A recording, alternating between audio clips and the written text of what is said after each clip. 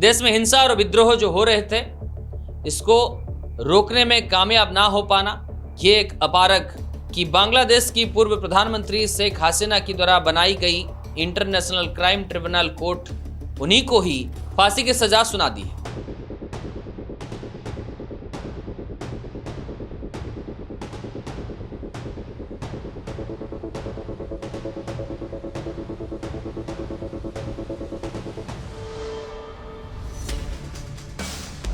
नमस्कार मित्रों, मैं हूं राजेश कुमार और आज की इस खबर में आप सभी का स्वागत है। इस वक्त की सबसे बड़ी खबर यह है कि बांग्लादेश की पूर्व प्रधानमंत्री शेख हसीना को मौत की सजा सुनाई गई है। हाँ मित्रों, बांग्लादेश की पूर्व प्रधानमंत्री शेख हसीना पर जो कार्रवाई हो रही थी, जो मुकदमा चल रही थी, उसकी सुनवाई ढाका में हुई।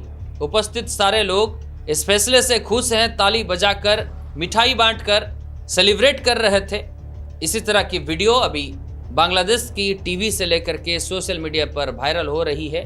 बांग्लादेश के सारे छात्र एक साथ मिलकर मिठाई बांटकर सेलिब्रेट कर रहे हैं।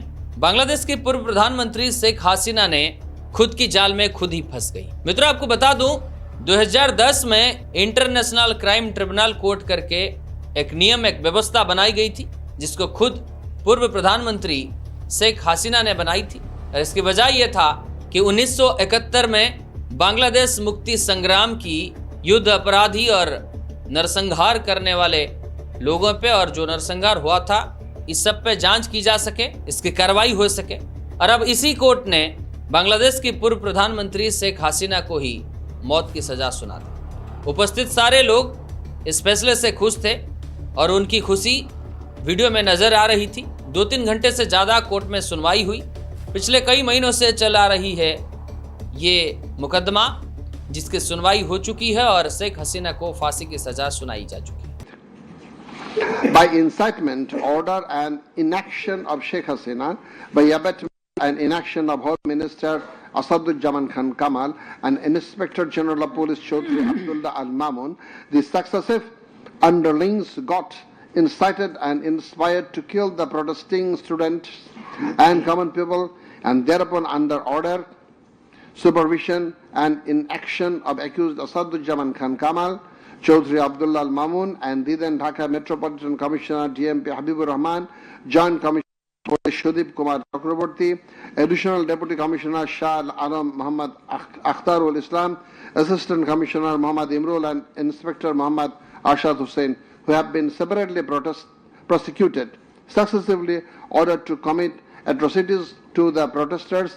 assembled at Chankharpur of Dhaka and supervised the same, and during such atrocities 6 unarmed protesters, namely Shahriyan Khan Anas, Sheikh Mahdi Hassan Junaid alias the Mustaqin, Muhammad Yaqub, Muhammad Rakib Hawladar, Muhammad Ismamul Haq and Manik Mia alias Shahrik were shot dead by Constable Shujan Hussain, Constable Imaj Hussain and Constable Nasirul Islam, who have been separately prosecuted at Chankharpur as part of widespread and systematic attack.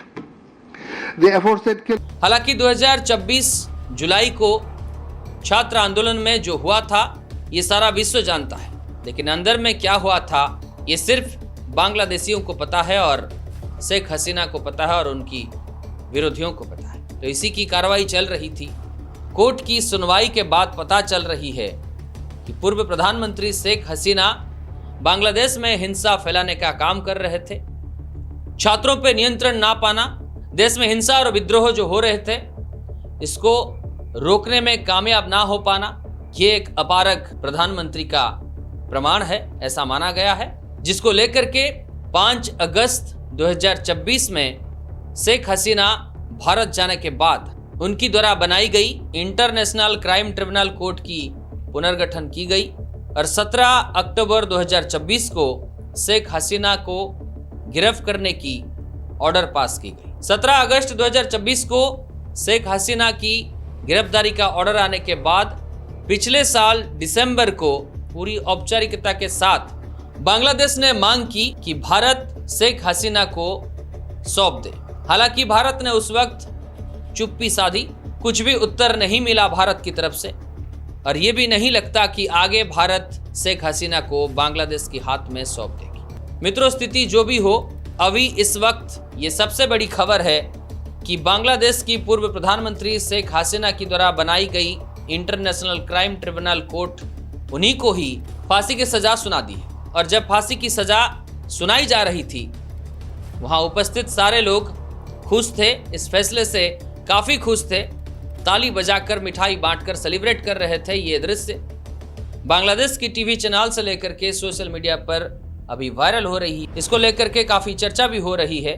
तो इसी से पता चलता है, चाहे वो प्रधानमंत्री हो या फिर देश के कितनी भी बड़ी नेता हो, अगर उन्होंने गुनाह किया है, उन्होंने कोई कांड किया है, वो दोषी है, तो उनको सजा मिलना जरूरी है, जो बांग्लादेश में हो रही है। और आप इसी से अंदाजा लगा सकते हैं कि किसी भी देश का प्रधानमंत्री हो, अगर वो देश की कानून, देश की व्यवस्था, देश की नियम, देश की संविधान को बिगाड़ रहे हैं, तोड़ मरोड़ रहे हैं, तो उन्हें भी कभी ना कभी इसी तरह की सजा सुनाई जा सकती है। बांग्लादेश की पूर्व प्रधानमंत्री शेख हसीना पर जो मुकदमा लगा है, जो कार्रवाई हो रही थी, उसकी फैसला सुनाने के बाद अभी पूरे विश्व में जितनी भी नेता हैं, सब चिंतित है कि हमारे पर भी ऐसा कार्रवाई हो सकती है, हमारे ऊपर भी कार्रवाई होने के बाद हमें ऐसी सजा सुनाई जा सकती है। हालांकि शेख हसीना को आगे फांसी होगी या नहीं होगी, ये तो देखने को बाकी है, लेकिन इस वक्त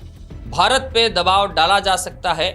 लेकिन ये नहीं लगता कि भारत दबाव की वजह से शेख हसीना को बांग्लादेश को सौंप देगी। तो मित्रों, आपको क्या लगता है कि शेख हसीना पर जो मुकदमा चल रही थी, उनके ऊपर जो आरोप था कि उन्होंने देश में हिंसा फैलाने की साजिश रची थी, छात्र आंदोलन में जुलाई 2024 में कुल मिलाकर 84 से ज़्यादा लोग मारे गए थे। उस घटना में हुई अनेकों हानि जो हुई थी, इसकी साजिश शेख हसीना ने रची थी, जो सब कुछ अभी पकड़ा गया है। इसको लेकर के आपका मत क्या है? क्या शेख हसीना को लेकर के आपको ये लगता है कि वो मासूम है, उनके साथ अन्याय हुआ है, दूसरी पार्टी की तरफ से ये शेख हसीना को ख़त्म करने की एक साजिश है? आपको क्या लगता है? पूर्व प्रधानमंत्री शेख हसीना के बाद अगर कोई है जो इस हत्या में, इस षड्यंत्र में शामिल है, असदुज्जमा जो अभी 15 महीनों से भारत में रह रहे हैं, उन पर भी कार्रवाई हो रही है, उन्हें भी सज़ा सुनाई जाएगी। और साथ में इस षड्यंत्र में, इस हत्या में शामिल हुए पूर्व आईजीपी अब्दुल्ला अनममून को 5 साल की सज़ा सुनाई गई है। वो अभी हिरासत में है, अभी वो सरकारी गवाह बन गए हैं, जो शेख हसीना के लिए सबसे बड़ा महंगा साबित होगा। और इतना ही नहीं, बांग्लादेश में हुई वो हत्या, वो नरसंहार जो जुलाई 2024 को हुई थी, उसमें हुई सारे हत्या और जितने भी हानि हुई है, सबके आरोप शेख हसीना पर जाती है। आपका मत क्या है? हमें कमेंट करके जरूर बताइएगा। और आप हमारे वीडियो को किस राज्य से, किस जिला से, किस एरिया से देख रहे हैं, हमें ये जरूर बताइएगा। मिलते हैं फिर एक खबर में, तब तक के लिए जय हिंद, वंदे मातरम।